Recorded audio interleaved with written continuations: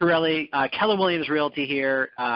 We are in Clearwater, Florida, and you're all jumping on this line today. I am the Productivity Committee Chairperson, which is also the Business Development Committee here at the Clearwater Market Center. And once a month, we open our conference call line to interview a mega agent from around the country who is running their business at a high level. And we've had some great attendees on the call throughout the year so far. And today I'm super excited because we have Lesley Peters on the line with us. Lesley, are you with us? I am here, Jake. Hello. Awesome. Hello, hello. Well, thanks for getting on the call. We're scheduled to start right at noon, and so what I'll do is talk a little bit more about our committee. So on the ALC, the Productivity Committee, we have this conference call line open for 15 minutes every Monday around at noon to just mastermind around business, around challenges in our business, what we're doing to stay in production. And then, again, once a month, we've got a mega agent who jumps on the call to share with what they're doing in their business to have their business at such a high production. And so super excited that we have Lesley on the call today. And Lesley, you're in the Atlanta metro area, correct? We are. So we have a 13-person team in Atlanta, Georgia. That's awesome. I actually, I think I saw you on stage a couple of times over the past several years. Absolutely. And which is amazing. So thank you so much for carving some valuable time that you have to talk to our agents in our area. For those who are on the call, you're jumping on. The way we're going to structure it today is we're going to have a lot of people on this call as time goes on. You're all going to be muted. And then Lesley will talk a little bit about what she's doing and her team to stay in production. And then you'll have an opportunity to ask her some questions. So we'll unmute it and set up like a Q&A towards the end. And we are scheduled to go to about 12:30. So Lesley, 13-person team, Atlanta metro area. Tell us a little bit more about your business and what you guys are doing to stay in production. Absolutely. So in 2018, we closed around 300 units, which made up about $120 million in sales volume. And we have always, Jake, been 80% repeat referral. So that has been our baby. And the 36 Touch is what we're most well known for. We've actually been on stage twice with Gary at Mega Camp and also on panels at Family Reunion talking about our 36 Touch program. So that has been the heart of what we have done, and we've just stayed really connected to our client community and really nurturing those relationships to keep clients for life. So we never want to be the agent that's one and done. We're looking at this to be their lifelong real estate agent. I love that. We're taking Bold with the Bold 2.0, and I love that it's completely revamped to be focused around those topics. Absolutely. I mean, the database business for us has always been so fun, right? I mean, those are the people that we're hanging out with all the time, and we're going to tons of social events anyway, so why not just really nurture that database to bring you clients and future referrals? Love it, love it. So a lot of agents on the call today, you're with Keller Williams, you've heard of the 36 Touch. What do you guys do that absolutely brings that 36 Touch program to the next level? Yeah, so for years and years, we were doing 33 touches, and we were garnering 2 closings from every 12 people in our database. So we were really hitting that MREA statistic.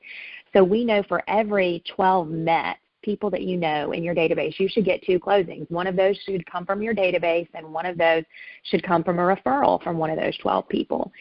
So for us, we really started honing in on what was making our 36 Touch program successful. And we do a mixture of things. We send 12 mailers a year. We send 12 email newsletters, so those are going out monthly. And then we've always had 5 events where we get face-to-face and belly-to-belly to people. And then we're making quarterly phone calls to our database. And we have some personal things that we also are touching them with. When we really look at what makes a great marketing piece, I think our marketing is what draws the clients in and makes them feel a part of our world. And then we have topped that off always with a quarterly phone call connection and those quarterly events. I call it the 4 C's of marketing, Jake. And for us, really understanding each piece of mail or each email newsletter that goes out, we want to make sure that they have 4 things. And the first one is consistency. And I think so many agents don't put together a 33 or 36 touch program in October or November of the previous year.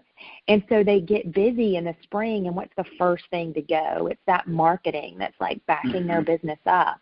And so for us, being consistent and having a plan going into the new year. Every October, we go away on our team advance. We show them our marketing calendar for the year and what it's going to look like. We lay out all of our events. We get buy-in from the team. We get ideas and suggestions on how to plus it and make it better. And come November, we know what that marketing plan is going to look like, and we know what we have to do to make it happen. So consistency is that first C. The second C for us has always been creativity.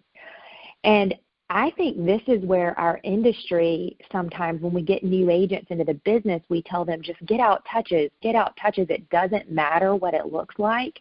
And we forget that our creativity is what also shows our future clients in our database of how we're going to market their house. So early on, I was 26 years old, and I'll never forget, I was getting $700, $800, $1 million listings. And I was 26, 27. And I would come home, and my husband would say, Lesley, how are you getting all these baby boomer listings? Like, don't they already have agent relationships? And I would say, Andy, yeah. And I was like, they say that every time they're choosing me because my mailers are creative. And they feel like because I'm so creative, that's how I'm going to market their house. And so I think a lot of us may not be the most creative people. However, we can buy creativity. We can leverage creativity. And there's a couple of websites, Jake, that I really love for creativity. The first one is popbyideas.com. Have you guys heard of that?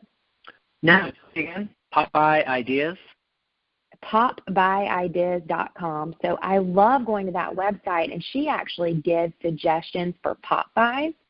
Well, for us, we have 2,000 people now in our Met database, so pop buys are not really scalable where we go and drop something off at someone's house. So I take those fun sayings that she has, and then our director of marketing and as a team, we come up with how can we make that pop buy into a mailer? Or how can we make that creative thing into an email newsletter? So just keeping creativity alive in your business and holding your creativity accountable is so important. And then that third C, so we've had consistency and creativity. That third C is cohesiveness. We are so fortunate at Keller Williams because we get to create our own brand, right? So for us, when people see our brand, they see a door knocker. That's our logo. That's our central theme. And for us, a door opens to massive opportunity. And our mission in real estate is to create massive opportunities for others. And so that door knocker is cohesive in all of our mailers. So I think cohesiveness is important when you as an individual agent get to choose your brand. And so, who are you marketing to? I tell a funny story. When I was young in the business, I was 26, I chose this really antique door knocker and this really antiqued paper because I wanted to appear older than I was. And we hired we actually hired our first director of marketing in 2012, and she was a graphic designer. And I'll never forget, she comes in and she's looking at all our collateral material with this old door knocker and this old paper theme, and she's like, what's this old stuff? She's like, we need to make you guys look younger. And so we modernized the door knocker, yet the door knocker has always been our cohesive theme. So I think that's important, cohesiveness. And then the last thing, Jake, that we forgot for years and we did not use is the call to action, and that's the fourth C. So what is your call to action on every single marketing piece, every phone call? There's got to be a call to action. And for me, who do you know that wants to buy, sell, or invest in real estate is just too broad. And I think that's the saying that we hear so often. Who do you know that wants to buy, sell, or invest, right? Sure. And so for us, that is not our call to action. Our call to action is very granular, and we typically repeat a call to action for an entire quarter. So for us, my call to action may be, who do you know that's currently renting an apartment that could take advantage of the low interest rates and buy their first home, right? And we would repeat that call to action that's super specific, because if I say that to you, your head immediately goes to, ooh, who do I know that lives in an apartment, right? Right. Versus who do you know that wants to buy, sell, or invest? And then if you repeat that theme for a whole quarter through your email newsletter, through your mail, and then you end the quarter with a first-time homebuyer seminar that you're driving those people to, it's just such a clearer call to action. Another call to action may be downsizing. Who do you know that are recently empty nesters and that are looking to downsize? And then end the quarter with an empty nester seminar. No, a downsizing seminar, right? Sure. And then the same thing, another quarter could be where you're looking for investors. Who do you know that's looking to invest in real estate? And end with an investor seminar. So how can we get really clear on our call to action so we can really make people think about who they know in that particular category? So those 4 C's have been really crucial to our 36 Touch campaign. Yeah, it sounds like that's the foundation, and then like your cohesiveness and the creativity kind of pulls off of that, which then rolls into your events. Am I hearing that for the most part? Yes, absolutely.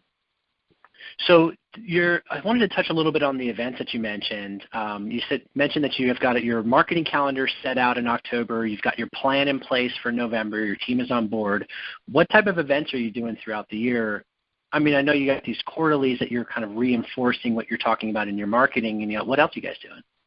Yeah, absolutely. So in November, we actually know what our budget's going to be for our events for the next year. So one thing I really like to tell people is when I'm talking about our quarterly events, I don't want anyone, even an individual agent, to be overwhelmed with how much we spend, because what we're doing is we're sending out an email in November and we're asking for vendor sponsorships for all of our events for the next year. And typically in 48 hours, we get our entire event budget covered. And so they're co-sponsors of the event, and they're basically paying for our quarterly events. Sure. So that's been really awesome. I think our budget last year was over $50,000 in events, and those were completely covered. So our 4 events, we always do a movie event in January, the end of January, and we typically rotate between a kids movie. Like this year we did Mary Poppins, and then every other year, now that Star Wars is being released, we're doing Star Wars every other year. And so that event typically has 300 to 400 people. Honestly, Jake, it's probably one of the most expensive events we do. We give each family a coupon for 1 drink and 1 popcorn, and then we pay for everybody's ticket. And that event has been great. One thing I love about it is that call to action that we talked about. You actually have time right before the movie starts to speak to 300 plus people. So you get to have a call to action. So for us last year, that call to action was referrals. And I just said everyone in this room knows 7 people that are going to buy or sell real estate this year. And while we would love for you to remember us for all 7, we're just asking you to remember us for 1. And so that whole room heard that, and it was amazing how many referrals came in after that event, because they were so appreciative, right, of us sponsoring that event for them to bring their family to see Mary Poppins. So we'll do Star Wars this year. The second event of the year is an Easter egg hunt. So we realize in our database that not everyone is 40 years old with 2 kids like we are, right?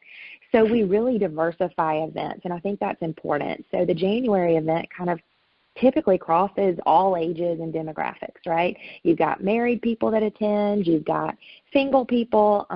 It just gets everybody. And then you're looking at your Easter egg hunt, and you know that's going to be families. And so we typically have around 250 people. We had between 1,500 and 2,000 eggs. We have an Easter bunny. We have a professional photographer. We have a bubble show. That's just a really fun 2-hour event. We usually serve Chick-fil-A chicken biscuits, and that event's a lot of fun. Our next event tailors to an entire different demographic. So it is no children, and it's our derby party. It's typically our smaller event of the year, and that event's really fun. It's Kentucky Derby Day, and we have 100 to 150 people at our house. We serve them at juleps.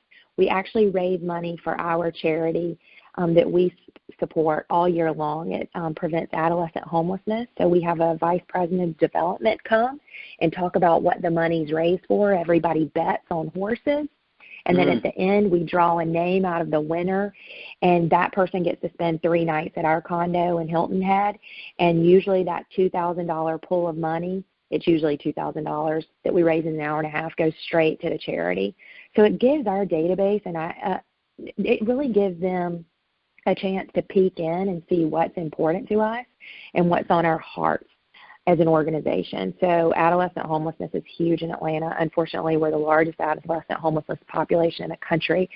So that's been a prime target of our events. If you're getting people together to just for fun, why not do some good? And then our third event is our pumpkin patch. And our pumpkin patch is at a pumpkin farm, actually about 45 minutes outside of Atlanta. And it's amazing. We always have around 200 plus people drive out. We pay for their admission, and every family gets a 10-pound voucher for a 10-pound pumpkin. And we also have them bring coats to that event, and those coats actually go to support the adolescent homelessness charity. So everything kind of ties back. And then what event did I miss? Okay, that was 4. And then sometimes we will round out the year with a holiday party. What we found, Jake, is everyone gets so busy during the holidays is that party's not always the best attended. So those other 4 events I just named are really like our legacy events and the events that we're known for. Because what you want to do is you want to create events that become a part of people's lives, and they come back again and again. In our business, we're new to the event world, which we're so excited about. We're listening to my coach. Events are the way to go. And what I love about it is that you're tying in what's important to you on a social level to that as well. And I hope those that are listening can kind of resonate with that, to hear about giving back while you're giving to your own people, which I love it. Yeah, I read the book Start With Why by Simon Sinek years ago, and there's a line he says in that book, and we remind our people all the time on our team about it, but it's people are not connected to what you do. They're connected to why you do it. So why does our team sell houses? And what's our purpose and what's our passion, right? And so letting people see inside of you giving back, that's exactly what we want to do. We want people to know why we do this real estate thing. It's more than just making money, right? There's so much more. Yeah. Sure. Awesome. And we're going to open it up to some questions here in just a moment. And yet I did want you to quickly touch on your VIP membership program that I know that you mentioned that you guys do. What's that all about, and how does that play into your marketing plan? I love that you asked about that because it's brand new. 2018, we rolled out a VIP program. And what we said is the first year we were going to include all referral sources and all past clients. And we were going to bring them a service opportunity every single month. So we were going to give back to them. We're all facing so much competition in our industry, right? So how we create loyalty is we literally create loyalty by providing value to people. So we got to thinking as a team, how could we provide value to these important people every month? And so we bring them a monthly opportunity. We've done headshots. So in January, we offered 25 headshot slots for people to sign up in our database, and that was filled in 24 hours. And then we've done a dog wash and a car wash. This weekend we actually provided family photos. So we did 15 slots where we had people come all day and have their family photos made for their holiday cards. We have done a Braves event. So we had 250 seats to a Braves game. So we are bringing them something of value every month just to create loyalty. Because what we know about loyalty is that people, when provided value, loyalty is that they'll come back to you again and again, even when you're more money. And so, Jake, are y'all experiencing discount brokerages in your community? Oh, yes. Oh, us too. And so we started thinking, how can we provide so much value that people wouldn't dream of not coming back to the Peters, even if we're more money? So by offering family photos and headshots, and we did a organization event. I mean, just every month something different. We offered a nail salon event where we rented out 2 nail salons in Atlanta and had people come in for free manis and pedis. So that VIP program has been really successful, and we did offer 12 this past year once a month, and we've actually cut it down next year. We've already rolled out that plan, and we're going to do 6 because what we found, the events booked up so quickly, we want to offer more slots without spending a lot more money. So we're going to do 6 events and open up more slots. And so those are folks that have either done business with you or have sent you referrals. So you're like your advocates, your core advocates, A's and A pluses, where your other events are opened up to the entire 2,000 of your Met database. This might be marketed just to the, 300 to 400, just to those people. Absolutely. You're looking at your top people. In the first year, we just wanted to see how it went, and so we opened it up to more. And this coming year, we're actually going to pull that back, and it's not going to be every past client.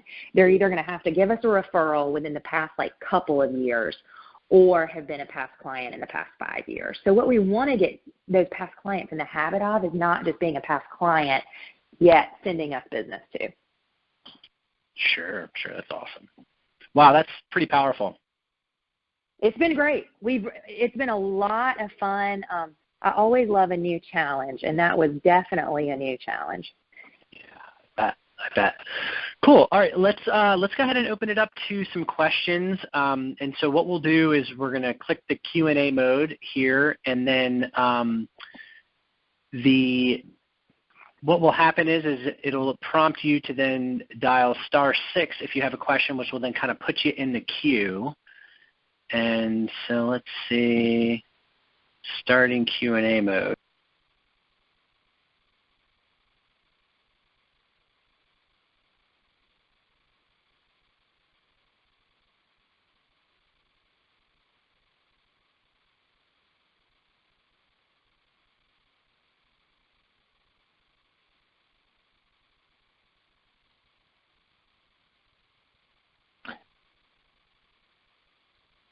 Whoop, hang on.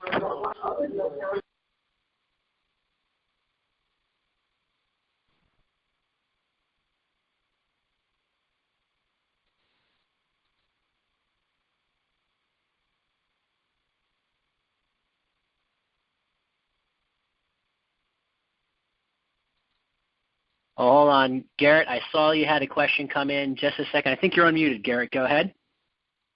Hey, Leslie. Thanks for sharing your wisdom with us today. We appreciate it. Oh, you are so welcome. Thanks for having me. Our pleasure. Hey, quick question for you on the VIP program. Do you let your clients know, that there's an expectation on their part for referrals in order to be in the VIP membership of your team? We did not the first year because what we wanted to do is just get that face time and really start building loyalty. And then starting next year, we'll have face-to-face conversations on how you have to stay in the program. We're being really careful about interfering with RESPA and any violation where it could be seen that you can only be in the program if you send us a referral. So that will never be in print material. We're just really having that face-to-face conversation. And I don't know, Florida could be a little different. You guys could have a little different guidelines. We're having to kind of tiptoe around that here. Yes, better to tiptoe than to get in trouble. Yes, absolutely. Awesome. Thank you very much. I appreciate that. Thank you. You're welcome. Thanks, Garrett, for that question. You're welcome, sir. Yep. All right.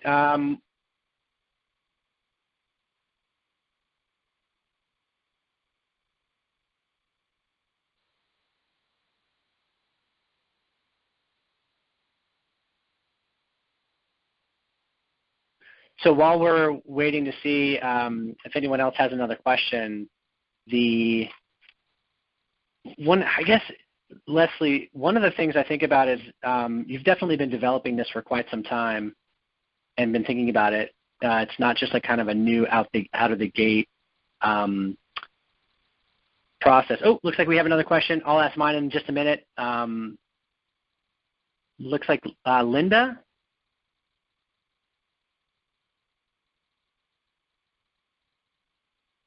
Let's see if we can open it up here.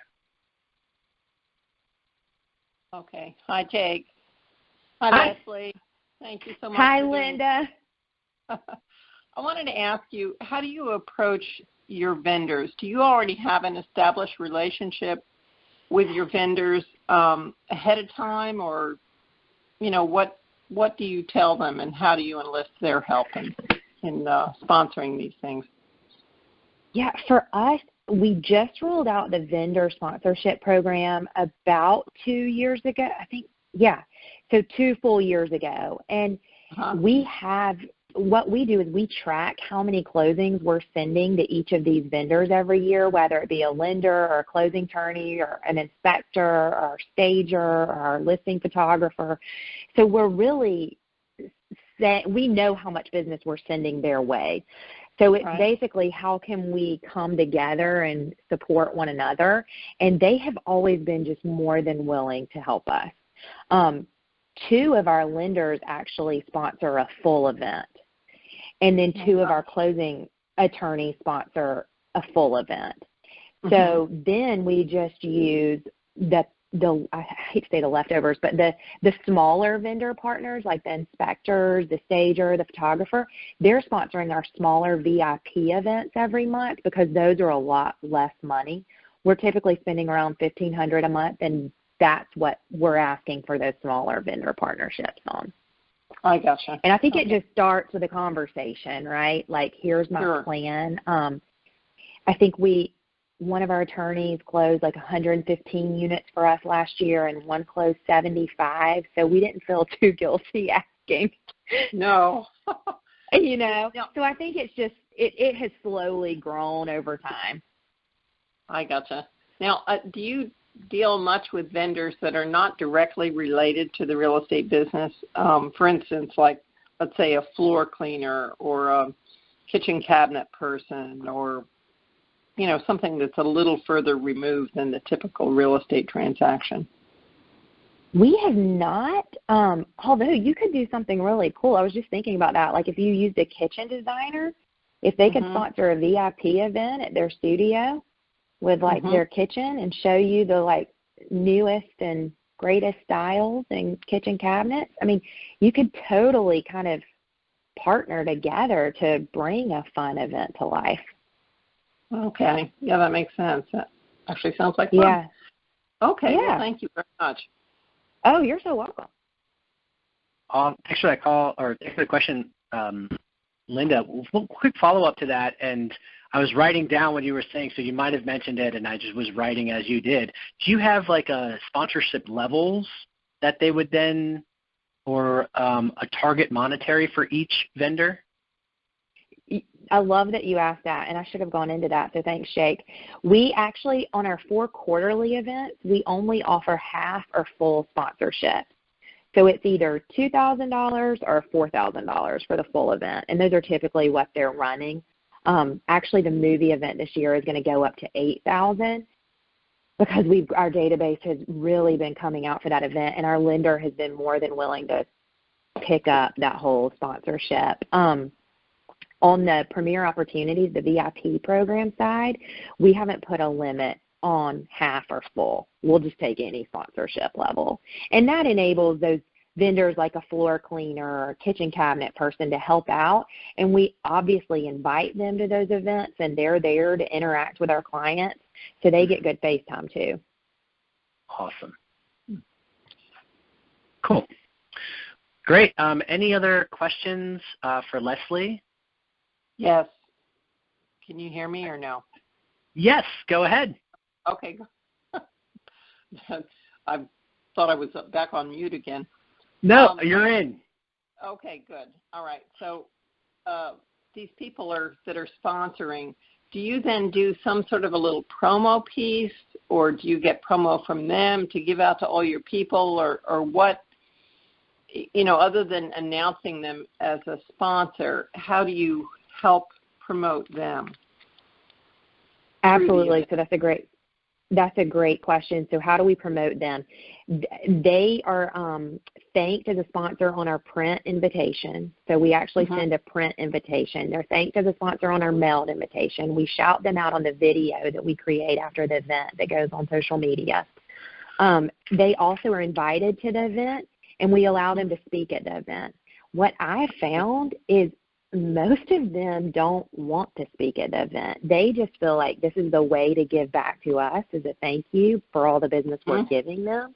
However, every time we say, would you like to speak, right? So we shout them out at the event, we give them an opportunity to speak, and then we have their name on posters at the event.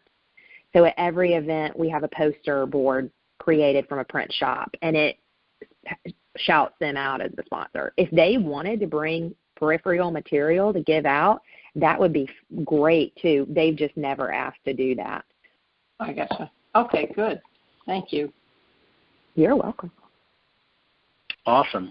We've got probably time for one more question. Thank you again, Linda, for your questions. We probably have time for one more. If we've got another question, you're more Can I than... ask a question? Yes, go ahead. Hi.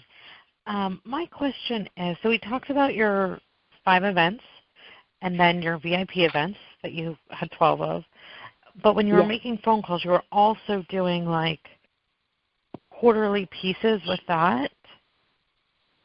The quarterly do you just put those there in like a separate category?